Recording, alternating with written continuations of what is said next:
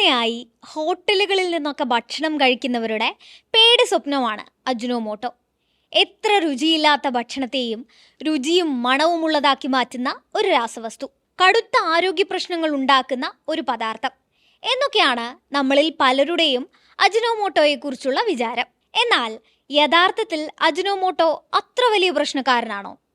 ശരിക്കും പറഞ്ഞാൽ monosodium glutamate എന്ന ശാസ്ത്രീയ നാമത്തിൽ അറിയപ്പെടുന്ന MSG ആണ് നമ്മൾ ഈ അജിനോമോട്ടോ എന്ന് വിളിക്കുന്നത്. അതായത് അതിലടങ്ങിയിരിക്കുന്നത് സോഡിയവും ഗ്ലൂട്ടാമേറ്റുമാണ്. തക്കാളി, കൂൺ, ചീസ് തുടങ്ങിയ വിവിധ ഭക്ഷണങ്ങളിൽ കാണപ്പെടുന്ന പ്രകൃതിദത്തമായ അമിനോ ആസിഡാണ് ഗ്ലൂട്ടാമേറ്റ്.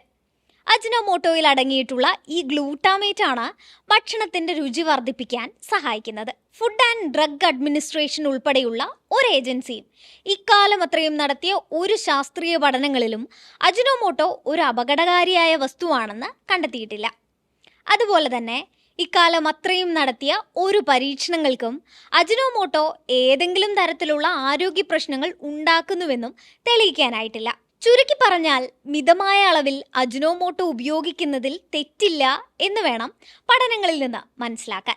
സാധാരണഗതിയിൽ ഒരു നേരത്തെ ഭക്ഷണത്തിൽ 1/2 ഗ്രാമോളം അജിനോമോട്ടോ ചേർത്താൽ അതിൻ്റെ രുചിയും മണവും വർദ്ധിക്കും. ഈ പറഞ്ഞ അളവിൻ്റെ 6 ഇരട്ടിയെങ്കിലും കഴിച്ചാൽ മാത്രമേ എന്തെങ്കിലും രീതിയിലുള്ള ബുദ്ധിമുട്ടുകൾ ഉണ്ടാവാൻ സാധ്യതയുള്ളൂ എന്നാണ് പഠനങ്ങൾ പറയുന്നത്. പറഞ്ഞു വരുന്നത് ഉപ്പും പഞ്ചസാരയും ഒക്കെ അമിതമായി കഴിച്ചാൽ ഉണ്ടാകുന്ന പ്രശ്നം പോലും അജിനോമോട്ടോയുടെ ഉപയോഗത്തിൽ ഉണ്ടാകുന്നില്ല എന്നർത്ഥം.